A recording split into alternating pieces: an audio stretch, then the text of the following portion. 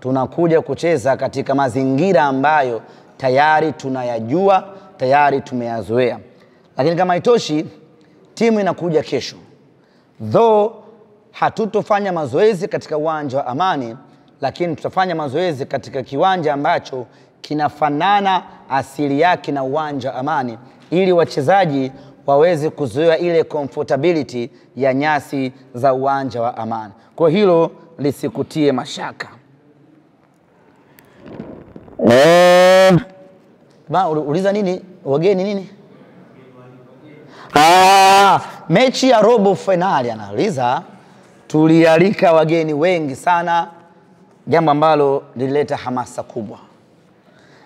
Uko sahihi, na katika mechi hii mwendo ni ule ule. Never change the winning team.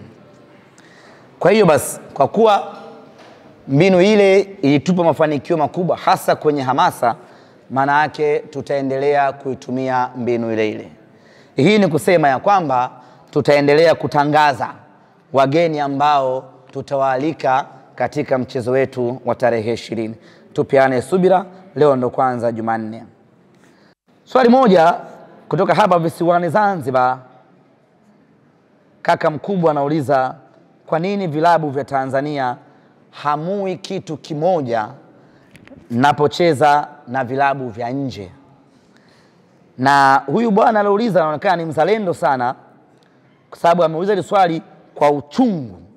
Nilikuwa nasoma taswira yake ilivyo. Swala la kuwa kitu kimoja.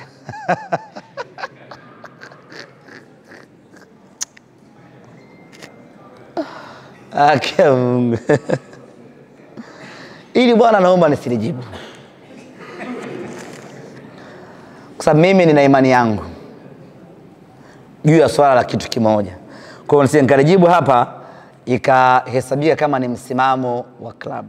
Inawezekana klabu ikawa na msimamo wake, lakini mimi nina imani yangu juu ya masuala haya ya kuwa kitu kimoja. Lakini nitakupa tu mfano mdogo na mwepesi. Mwaka juzi tulienda kucheza Morocco na Raja Casablanca. Wydad Casablanca ambao ni wapinzani wakubwa wa Raja Casablanca wakatupa uwanja wa kufanyia mazoezi, na wakasema mkihitaji chochote tuambieni, tuko tayari kuwasaidia. Mwaka uliofuata tukaenda kucheza na Wydad Casablanca.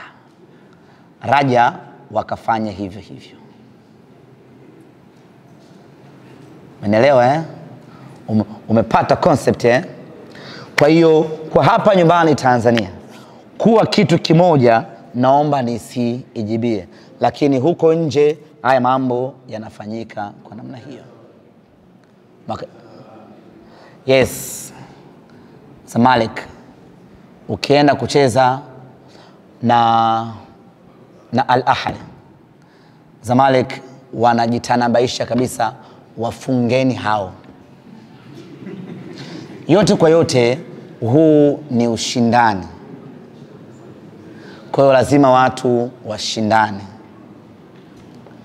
Lakini kitu kimoja cha msingi ambacho wenzetu hawafiki na kufanya ni kufanya figisu ili mpinzani wako wa ndani ashindwe.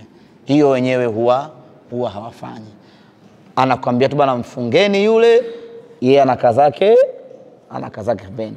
Tofauti na hapa ambao kuna ambao wanajivisha kabisa sasa na kujifanya wao ni wapinzani, wanawasaidia. Hiyo inaweza kawa na changamoto.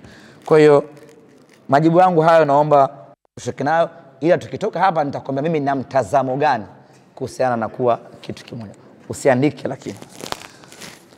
Swali la mwisho amezungumza ndugu zangu Muhammad hapa kutoka Bomba FM.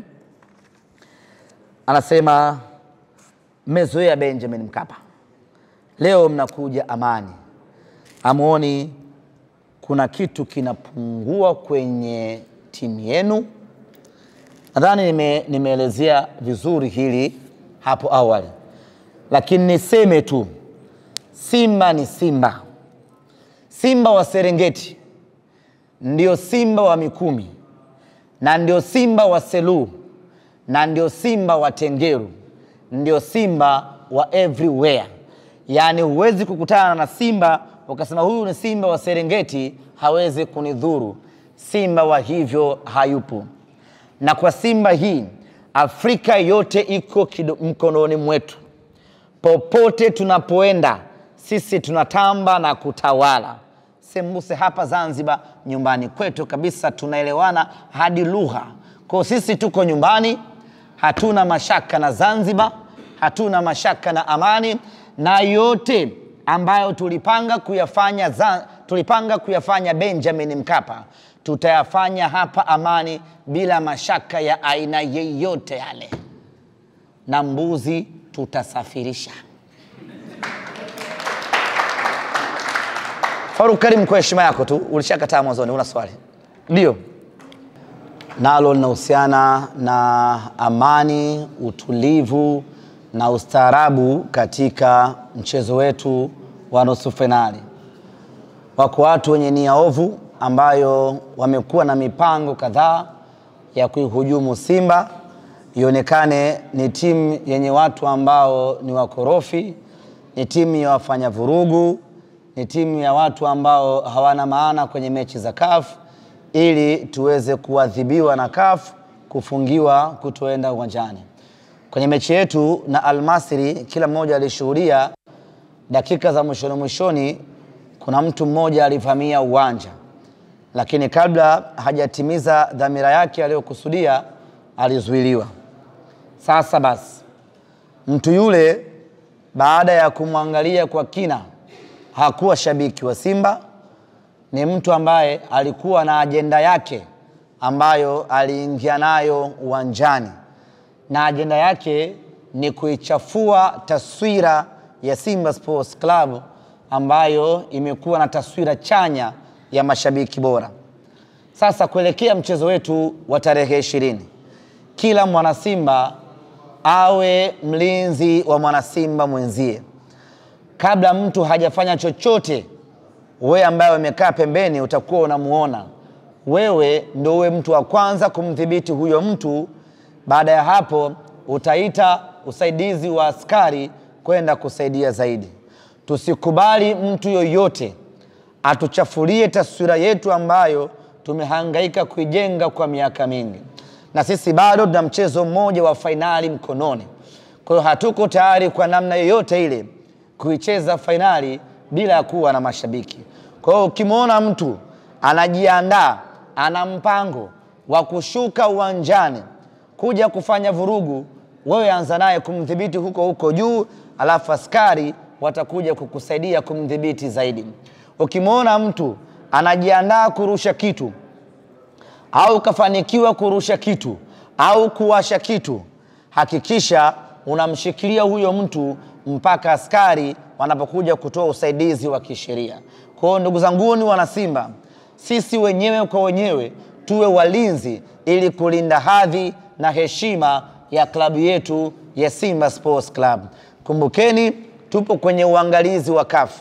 Ikitokea tumefanya chochote cha kuvunja sheria za mpira wa miguu, hasa kwenye eneo la mashabiki, maana yake tutazuiwa kuingiza mashabiki. Na tukizuiwa kuingiza mashabiki, maana yake fainali tunakwenda kuiangalia wachache pale Benjamin Mkapa. Sasa tusifikie huko, tudhibitiane wenyewe kwa wenyewe. Asanteni sana.